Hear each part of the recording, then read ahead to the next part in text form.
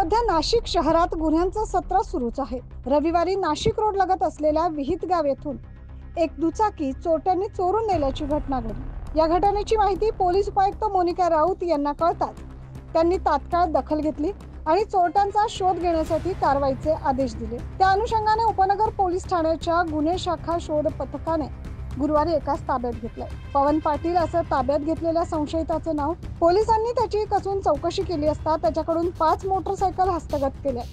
सदरची कामगिरी पोलीस आयुक्त संदीप कर्णिक, पोलीस उपायुक्त मोनिका राऊत, नाशिक रोड विभागाचे सहाय्यक पोलीस आयुक्त डॉक्टर सचिन बारी यांच्या मार्गदर्शनाखाली उपनगर पोलीस ठाण्याचे वरिष्ठ पोलीस निरीक्षक जितेंद्र सपकाळे यांच्या पथकाने केले। सदर गुन्ह्याचा तपास पोलीस हवालदार विनोद लखन करतात। न्यूज महाराष्ट्रासाठी प्रतिनिधी अजीज सय्यद।